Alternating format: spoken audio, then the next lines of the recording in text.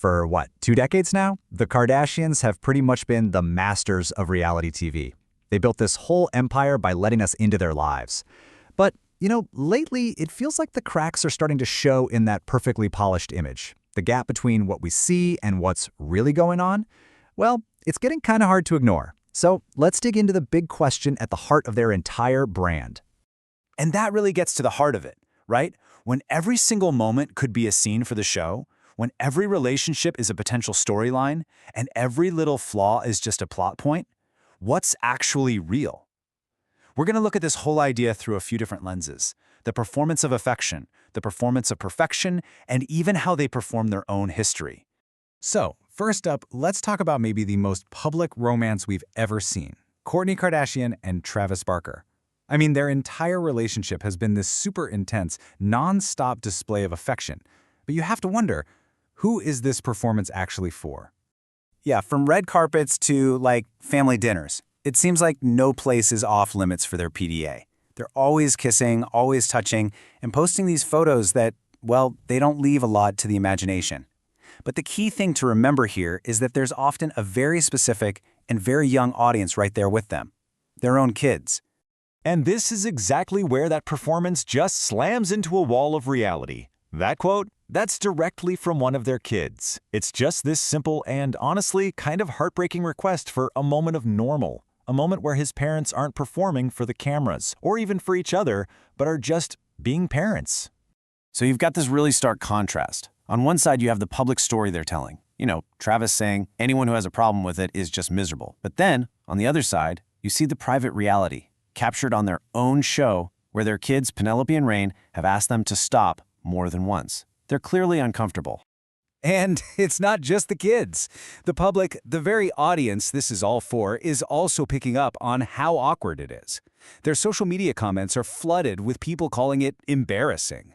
There was even one scene where viewers noticed that after a big makeout session, they just walked away without even looking back to see where their daughter Penelope was. Yikes. This all ties directly into our next point, because performing affection is all about performing perfection. For this family, image is absolutely everything. And right now, we're seeing two of them, Kris Jenner and Scott Disick, really struggling with the pressure to keep up that flawless look. So, you've got the matriarch, Kris Jenner, who's apparently really upset that her latest facelift isn't holding up like she thought it would. And then you have Scott Disick, whose shocking weight loss, reportedly from using drugs like Ozempic, has caused this huge public outcry and a lot of concern. And the money involved in keeping up this image is just mind-blowing. Kris Jenner's facelift reportedly set her back $100,000. That number alone shows you the insane lengths and expense they'll go to in this fight against aging. But here's the thing, the medical reality behind why she's so frustrated. See, what Kris saw right after the surgery, that wasn't the final look. That super tight appearance was mostly just swelling. Over the next 8 to 10 months, all of that goes down and the face settles into its actual long-term position. So what she's calling a slip is really just the normal, expected outcome of the procedure. Meanwhile, people are really alarmed by Scott Disick's transformation. This comment from a fan pretty much says it all. The disconnect of seeing him promote wellness products while looking, as many people put it, gaunt and unhealthy is just jarring. So, from what we understand, Scott started using weight loss drugs after he gained some weight from a car accident. The huge public reaction to his appearance apparently made him realize there was an issue, and now he's said to be working with a nutritionist to get back to a healthier place, and sources close to him are insisting he's not ill. Okay, this brings us to what might be the most interesting performance of all: how they perform their own history. The family isn't just managing their image in the present, they seem to be actively rewriting their past, kind of recasting themselves in their own origin story.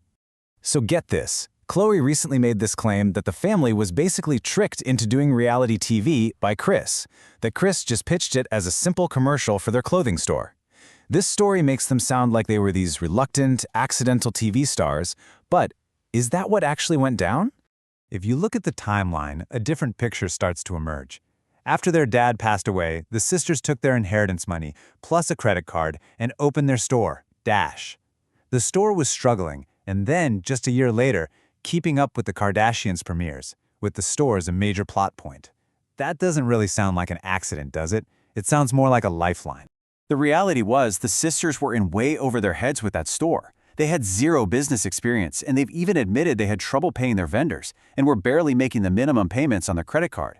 The show wasn't a con. It was a really smart, strategic business move to save their store and launch their careers.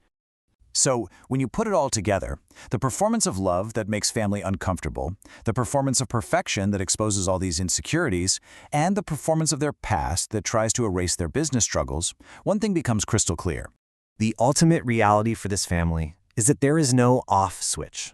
The performance isn't just for the cameras. It is their life. From the way they love, to the way they look, to the way they remember their own story, everything seems to be curated for us, the audience. And that just leaves us with this one last thought. For a family that has gotten so incredibly famous and wealthy by turning their entire lives into a product, what is the real price they pay for that? What does it cost your kids, your health, and even your own sense of what's true? That's a question the show itself may never actually answer.